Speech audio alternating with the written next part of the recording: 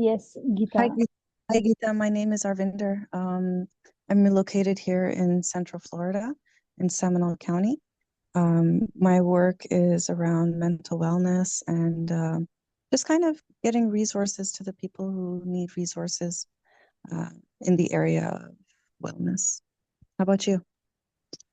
Yeah, hi, I'm Geeta. I live in Central Florida as well. This topic just interests me a lot because I have kids. My younger one is 14, and yeah, the older and younger one, they both are so different from each other. I just wanted to listen to him, so I joined. Thank you. Awesome. That's wonderful. Thank you so much, Geeta, for joining. And a brief about me, as you must have heard in all my posts, I'm a counselor, and I have been counseling since almost now 16 years. And I am a certified international health, fitness, and a wellness coach. So I specialize in fitness therapy, in stamina building, and I have also done my specialization in menstrual health. So helping women with menopause and menstrual health issues in youth and teens as well as in adults, and a lot more to help people come out, of stress, anxiety, depression. That's my passion, and that's what has motivated me. I'm also a biotechnologist and registered nutritionist by my qualification and profession. So the series, as I was talking to Arvind a few minutes back, is actually it's something which I have just taken an initiative, but it is for the people and it is by the people. I would definitely love to have good speakers on board, increase the reach of the voice of what we want to communicate to everyone, because that is the ultimate motto of having these podcasts, whether let it be breast cancer awareness or let it be you know, this youth mental health, or we'll be having more in-depth conversations, as we were thinking of having more speakers on board, so that, it would highlight and get into more of these sensitive topics, not just youth mental health, but then, definitely talking about our children, what issues are they facing, and, then we have adults like postpartum depression. I see a lot of cases with postpartum depression, or, simple teens, girlfriends and boyfriends, going out for a date and, hanging around and getting the girl gets pregnant. And then she cries and tells me that my boyfriend wants me to adopt a child. So these are, and then obviously, they get into a very different mood and they get, very sad and they're into depression, and it's very hard for them. The boy may move on, but the girl starts sinking. Similarly, if we talk about today's session, like on youth, we are doing a lot for the youth. Our country, whether it's US, India, or any other country, we say we are doing a lot, but I still feel that awareness is lacking behind. Our youth has got so much of potential, and they're so dedicated. They have a lot of energy, which I feel at this point, we also don't have. Like being a mom of two kids, I have a 10-year-old son and a 5-year-old daughter. And the energy which I see in them really motivates me that, oh my God, I mean, I'm in my 40s and they are in that such age, they have not only energy, but the amount of exposure they have, to technology is far much than even we can think of. I think you both would be agreeing with me on this, that their exposure is way too much for us to, think about it. So this episode is dedicated to the topic that resonates deeply with me and so many others, and that's your youth mental health. So today, as we celebrate the spirit of our great nation, let's reflect on the strength of our future, that's our youth. So while we take pride in their achievements, it's equally important to acknowledge the challenges they face and how we can support them in building a resilient mentally health India. So I believe nowadays all schools, everywhere they talk about holistic wellness, we bring in cognitive therapy and, we have this, we have that, but we are all helping them. But ultimately, our as parents, I feel we need to see the impact on them by such coaching or by such counseling, how much are they benefited? So yes, definitely, as we all know that India has made up of around 50% of our population as youth, and they're heart of innovation and creativity and hope. You name, they are so innovative. They have so much of creativity in them. Like even you see the exposures they have, as I was mentioning, or Canva, or so many things. It's far, far more, than we can ever even think about it. So that's definitely one thing. And yet they're also grasping with the pressures of, you see, the academic pressure is there, job pressure is there, career pressure, relationships, and most recently the impact of pandemic has really, given a big, I would say, I don't know how I would say, but that definitely, it has impacted the youth in a very, very long way. And the data is concerning. Definitely several studies have nearly shown that 15% of youth in India, they experience mental health challenges like anxiety, stress, and much more. But the truth is that it's okay not to be okay. And we are here to address these challenges with our awareness, with empathy and action.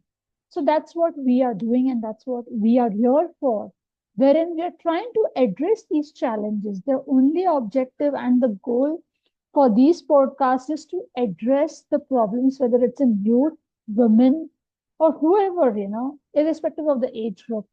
What is the problem which we are facing? Why do we see so many, suicidal cases happening? Young generation. I mean, I heard about uh, a girl who is, I think, 10, 14 years old. She's in a 10th standard, and she's my niece's friend, her batchmate. 10th standard in St. Mary's School in Pune. She committed a suicide, which was like a big shock.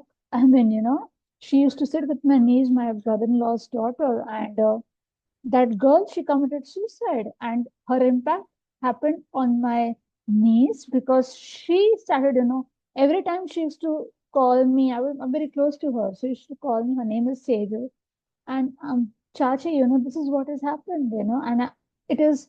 I don't. I started feeling very scared of this. So this is what she used to come up and tell me. She used to tell my sister-in-law that this is what it is.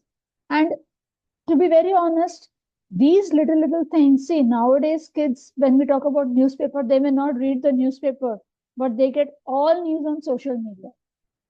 TOI is available on the apps. All news is available, whether it's in US or whether it's in India. They know each and everything that what even we might not know. So that awareness is so much, but somewhere down the line, I feel that that is creating a little fear within them. That especially with girls, these are very sensitive. Boys are also sensitive. I'm not saying that, but girls start singing. They start thinking a lot about things. So, if we talk about the closer look at some of the most pressing challenges faced by the youth, one would be definitely academic pressure, as I was mentioning, and the career uncertainty. So, students face nowadays an immense pressure to excel academically while navigating their career paths in ever-changing world. So, what do you think would be the solutions? Like one solution, which I would feel would be revamping the education system, introducing more of holistic wellness programs, skills problem solving, creativity, emotional intelligence, which is another important aspect which we feel. So, what do you all both think? Let me have it a little open discussion on this. And how would you address? What do you think the current problems are, and how we would solve them? Let me, please, if Arvinder and Geeta, if you all could please give a limelight to this.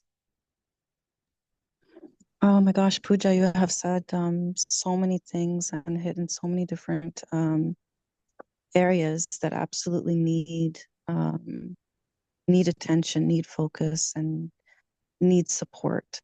And I think although there is a huge systemic problem, and it does affect the entire system that's involved, the youth, the parents, the educators, the policymakers. It really does affect all of it. I think I used to be very much like, what do we do in the big picture? What are we doing in the big picture? And there are advocates that we can support. There are policymakers that we can support. And there are people out there that are good at doing that, right? Mm-hmm. For me, I feel like, what do I need to support my child in this moment at home? Like, hone it all the way back down to kind of ground zero level. So what do I need to do to support my child in the moment that is going through something? And I think for me, that is a question of big value as I'm navigating it. And maybe there was a time before where I was able to do um, this work at a different level, and there may be a time in the future that I'd be doing work at a grander scale or at advocacy. Um, but I think in the moment, for me, it's like, if my child, if I've got two teenagers and they're navigating this process, they're going through this, what can I do for them? And I feel like that's what I heard from Geeta as well. If she's got a 14-year-old at home, what can we do in the moment? So I want to draw the attention to kind of that area, and maybe give a give a tip or two on what I have been able to change, as my role as a parent has not become just parenting and guiding and setting out boundaries and setting out the rules, but now kind of a shift towards looking towards the future. And I'm raising a future adult now. I'm raising somebody who is going to be making big decisions in just a few years, who is going to be able to vote in the next election. So, what can I do in this moment to recognize that my children are becoming adults, and me being an adult, how can I support that? I don't know how that resonates with you, Geeta. That's wonderful. I really like, the point which you really highlighted on that we are making future adults. Tomorrow they are the ones who are going to, help us with the elections and, give votes and, they're the future of the country. That's what this podcast is all about. And we still have a question, as you rightly said, what am I doing for my own child? You know, what way can I help my child in becoming a better citizen of the country tomorrow? Geeta, would you like to add on to this conversation, please? I would love to hear from you too. Yeah, I agree to what you guys are saying. So I know most of the kids. I don't know about your kids, but I have seen most of the kids around me, my friends or my relative kids. They're also hooked to social media. They listen there. They listen to the news there, and the source might not be correct. And like what I have started doing is there is a kids CNN um, online. So I mean, I started asking my kids to go listen to that instead of relying or getting all your news sources or whatever it is from social media, because I have listened to them discussing it. And even to the point where they come and talk to us sometimes, which is once in a while. And then it's kind of like, where did you get that information? I'm not saying all of it is wrong, but there are pieces which are wrong. And I don't know what else is out there that they're listening to. I was looking into some things that I could control some of the information that they see on their social media, but that is, I can only confine themselves when they're within our house, right? I cannot block them when they're outside the house. So that becomes very difficult. So yeah, definitely we wanna see what we can do to groom them so that they know what's right, what's wrong. They can make decisions for themselves when they are adults. They don't need our supervision.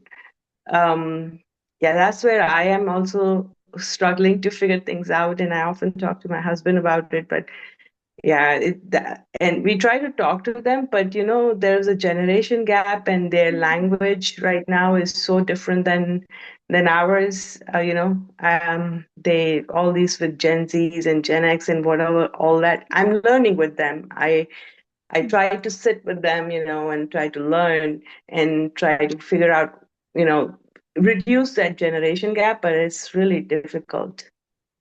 Exactly. It's really Yeah. difficult at this point. Completely agree. And I feel one more thing which I would like to highlight here is that the lack of the emotional support, they try to, we try to build in safe spaces and, school workplaces and, schools or in workplaces.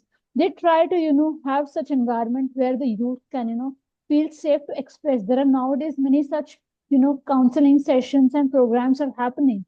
But if you ask me, how many of these children really go down and attend those workshops or those sessions? We say about personality development sessions or classes which are happening in school. Definitely, they are aware of it. But how much are they implementing? What is their takeaway from those classes? Even if, I conduct a session on any of, such spiritual practices or have a mindfulness session, how many of the youth teens will actually come down and attend and really take back that? So, as you all rightly said, that one thing is social media. And Geeta ji, I really agree to the point that we can control our children only at home. But what when they are out? They are free birds, they are doing whatever they want. So, Mhm. I feel from my end, one thing is that if we change, definitely generation is gap is there, and we have really when I hear about this Gen X and Gen Y and so on and so forth, I'm like, it's not for me. I mean, I can't take it because its advancement of AI has become so much. You talk about one more point here, which I was talking to some other parent the other day from India, and she's telling me that here everything, the homework and all, everything is done by AI. Children don't even open the books. Like in our times, we used to go to the library, we used to search books and encyclopedias, and there we used to remove the topics and try to write and do research by ourselves. Nowadays, who is doing the research? It's ultimately the AI. Chat, Chat GPT. It's all on corporate writing mails. We have learned how to write. Even we never knew how to draft an email on the first job. But we learned slowly by making mistakes and by getting scoldings from our bosses. And nowadays, you just type in a rough draft on Chat GPT and you get the proper, formal letter or formal draft of that email. So I believe that, yes, as you all rightly said, the technology has taken over so much. We say technology is good, but at the same time, technology is having a lot of side effects, lot of adverse effects, which is affecting our youth, our teens. And if you see nowadays these gaming zones and all, I mean, there is so much. Children like to make friends online rather than going in and spending time with their friends down or having a family get together. When you tell them, okay, let's go for a family dinner, they were like, hey mom, let me be at home and I'm more comfortable. And you very well know that what they're going to do behind your back. So controlling the child, to me, if you see, one way is definitely by being a friend. Like one more example I would like to give you all is I was having a chat with one of the ladies, and she was telling me that, Pooja, when I tried counseling my child, about, what problems are you facing, or, stuff like that. The child comes up and tells me that, Mama, when I was small, when I was in sixth and seventh standard, you used to scream at me and you used to tell me that, this is what, Abhay, you have to study, you have to do this, you have to do that. And now, after when I'm in teens, you're coming and telling me that, hey, I want to be your friend. So the child also feels that there is a gap because from day one, we have, we are like, oh no, we are moms. So we, try to act like that, try to behave like that, try to control our child with the say that the child should be scared of me. But ultimately, that is affecting the future of the child because in youth or when they come to the teens, they don't express themselves. They feel hesitant to express themselves, and then they don't feel that comfort zone. Whether we talk about any hormonal changes or anxiety, stress, or peer pressure or pressure from competition is nowadays so much. And if you see everywhere there are these WhatsApp groups of parents who say that, hey, my child is expert in this, my child is expert in that. And what is your child doing? And then we force our children, to do something which the other parent's child is doing. So, which I feel is not correct. And then definitely one more point is about financial and job insecurity. There is so much of economic instability that has left many young adults worried about their future. Children don't know where to go. Children are not given proper career guidance. And we, if at that point of time, we force our child to do something which they are not comfortable with, like in our times, it was just engineering and medical, but nowadays you see the number of paramedical courses, the number of courses which are coming up, psychology, creativity, films and media, any number of, you can become a publisher, you can get into media, and you can host shows and so on and so forth. So I truly believe that we should give our children that space and that time so that they can come up and speak up to us, they can communicate to us. We being a friend, thinking of being a friend just when they turn teens, I feel we should correct ourselves and we should become friends from from the time they are born, and show them definitely right and wrong. If they're committing any mistake, they need to be corrected. But in what different way can we change ourselves so that our children can come up and open up to us? So, first of all, if you see about the actionable tips which I would like to give, would be taking care of themselves. That is the self care first. Make them, involved in activities that bring them joy. Then seek help early. So rather than seeking help at a very later stage, try to seek the help early. Set realistic goals. Take life one step at a time and celebrate small wins. And remember that it's okay to fall. We need to tell them, okay, fine. If you're failing, it's okay. You can still move on. So we need to encourage them. We need to, be very enthusiastic to them, irrespective of whatever problems we are facing or we are having. Let's not bring in our stress or the worries in front of them, because then the child feels, the child starts going into a different mode altogether. So we need to address those aspects, and we need to join support. We can tell them, okay, you can join support groups where you can share your experiences with peers, which can help in reducing the isolation and provide valuable perspective.